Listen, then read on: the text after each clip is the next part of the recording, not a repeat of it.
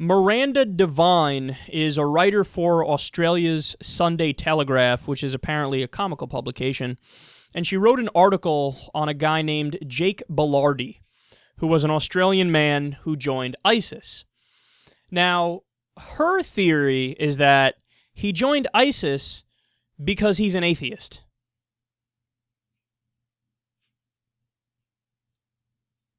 She says this, quote, "Brought up an atheist in Melbourne, the youngest of 6 children, he was a smart, awkward boy who lost his father to divorce at 9 and his mother to cancer at 15.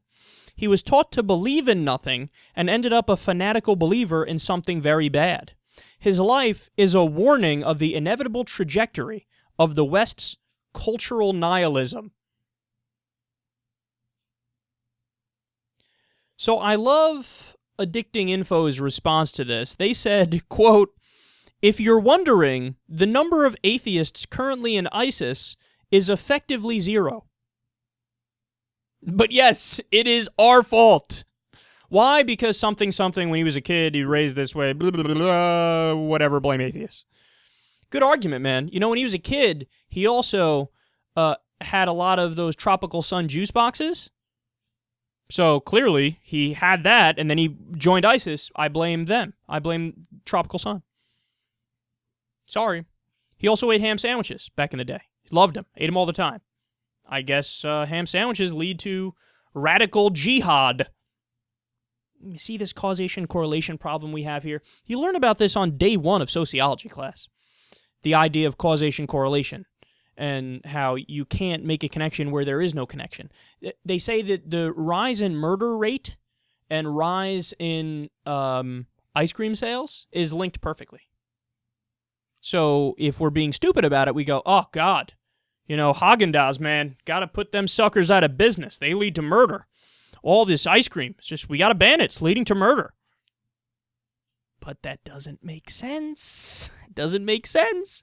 Other factors go into it. You can't just make links where there are no links. So this woman, understand, doesn't even need to speculate. So she's speculating when she doesn't need to. Why? Because he told us why he joined ISIS. He explained it perfectly. He said this, quote, or Bellardi writes that it was his reading on the wars in Afghanistan and Iraq and abuses committed by occupying forces, quote, that gave birth to my disdain for the United States and its allies, including Australia. It was also the start of my respect for the Mujahideen that would only grow to develop into a love of Islam and ultimately bring me here to the Islamic State. So this is what we talk about all the time.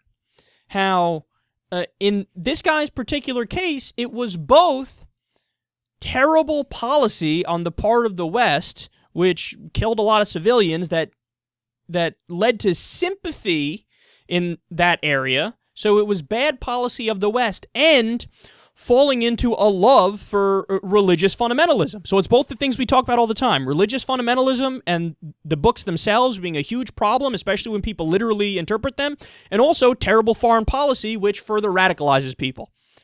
So he's telling you this is what it is. I'm telling you what it is. I love Islam and America killed a shitload of civilians. These two things, that's what it is. That's what it is. It's like, no, I see atheism as the problem. And the irony is she's arguing for a different kind of religious faith. She's like, you know, your blind religious faith of fundamentalist Islam, you might want to replace that with fundamentalist Christianity. Replace your irrational belief with this other irrational belief. And by the way, the fundamentalists in both camps kind of agree on a lot of shit. Look at how the KKK acts and look at how ISIS acts.